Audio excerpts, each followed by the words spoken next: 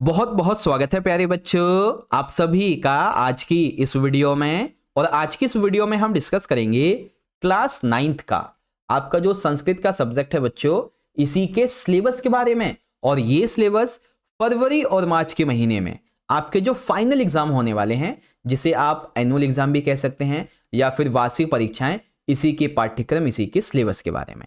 ठीक है, और इस वीडियो में सिलेबस के अलावा फाइनल एग्जाम के लिए आपका जो व्याकरण है यानी कि ग्रामर का जो पोर्शन है, जो पार्ट है, जो इंपॉर्टेंट टॉपिक्स हैं बच्चों, जहां से एग्जाम में क्वेश्चन बनता ही बनता है, वो भी आपको बताएंगे।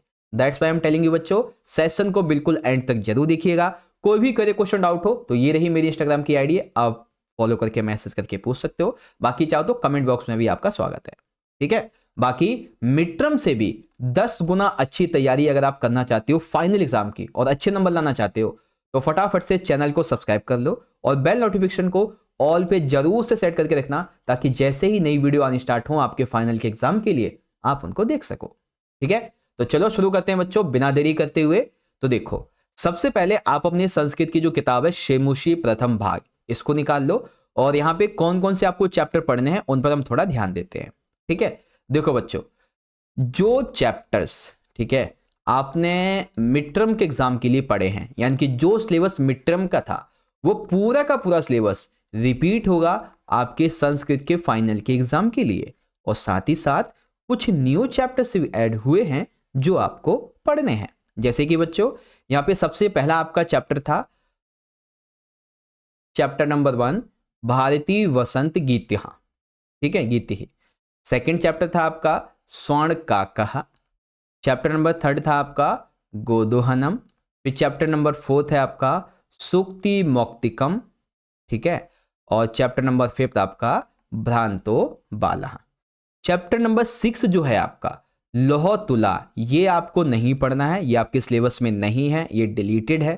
फिर चैप्टर 7 है सिक्ता सेतु। चैप्टर 8 है जटायो शौर्यम। चैप्टर 9 है पर्यावरणम और चैप्टर 10 है आपका वामन प्राण स्वरूपम। ठीक है ना, तो कुल मिलाकर अगर आप देखें तो फाइनल के एग्जाम के लिए कितने चैप्टर हैं आपके? टोटल 9 चैप्टर है ना। चैप्टर 1 2 3 4 5 6 डिलीटेड है, 7th 8th 9th and 10th। Okay बच्चों, तो ये तो हुआ आपका सिलेबस। इसी को थोड़ा और अच्छे से समझना है तो देख लो बच्चों, चैप्टर 1 आपका ये है, फिर chapter 2, chapter 3, 4th and 5th। ठीक है, फिर आपका 7वां 8वां 9वां और 10वां है ना। छठा चैप्टर आपका डिलीट है, जैसा कि अभी आपको मैंने बताया है ना। चलो, ये तो सिलेबस हो गया। अब बारी है बच्चों आपके ग्रामर वाले पार्ट की। ठीक है, जो आपका ग्रामर का सिलेबस है इसके बारे में। और इस ग्रामर के सिलेबस को भी ना 2 तरीके से आप समझिएगा। ठीक है, कैसे सर? आ जाओ ध्यान से समझो। सबसे पहले देखो, आपको मैं बताऊंगा कि आपके कौन कौन से टॉपिक हैं, उसका ब्लूप्रिंट क्या है, यानी कि कितने कितने मार्क्स के आपके क्वेश्चन आएंगे, है ना। फिर आपको बताऊंगा हर एक को थोड़ा और अच्छे से यहाँ पे एक्सपेंड करके, है ना। तो चलो, सबसे पहले आप टॉपिक समझो कि कौन कौन से टॉपिक है, कितने नंबर के क्वेश्चन होंगे। तो सबसे पहला क्वेश्चन नंबर आपका जो सेकंड रहेगा पेपर में, वो रहेगा पूर्ण पत्रम लेखनीयम, यानी कि आपको ना पत्र लिखना होगा बच्चों।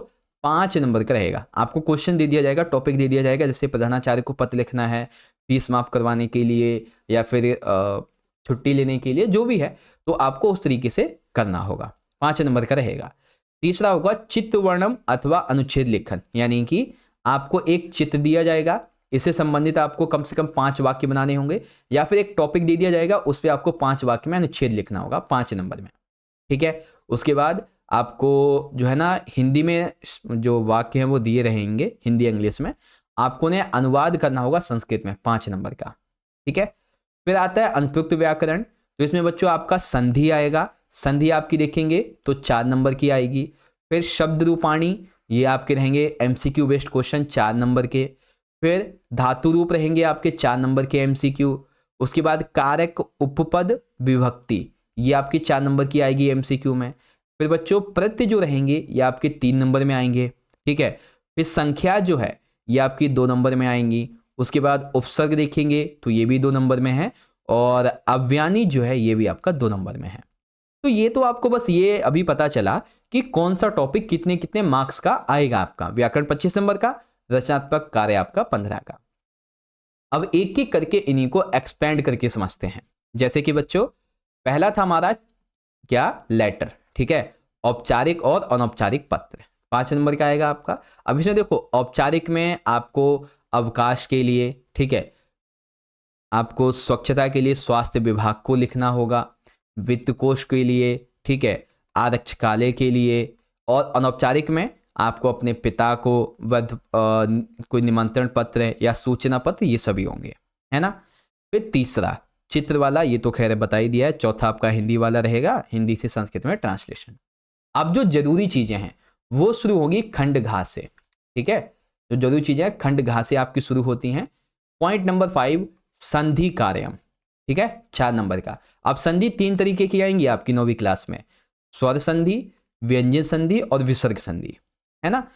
स्वर संधि में ये सब कुछ आएगा आपका, विसर्ग में, व्यंजन में ये। चिंता मत करो बच्चों, जो भी आपके चैप्टर्स हैं, ठीक है, और जो भी आपका व्याकरण है, हम आपको हर चैप्टर के, हर व्याकरण के most important questions, most important MCQ questions, यहां तक कि एग्जाम के टाइम पे लाइव सेशन, और सबसे जरूरी संस्कृत के कम से भी कम 10+ मोस्ट इंपॉर्टेंट सैंपल पेपर, और वो भी कंप्लीट सॉल्यूशन के साथ में हम आपको करवाएंगे, और वो भी बहुत अच्छी तरीके से। इसलिए मैंने बोला कि अगर आप मिड टर्म से भी 10 गुना अच्छी तैयारी करना चाहते हो ना, तो चैनल को सब्सक्राइब करके रखना, ठीक है। तो ये तो आपका हो गया संधि वाला।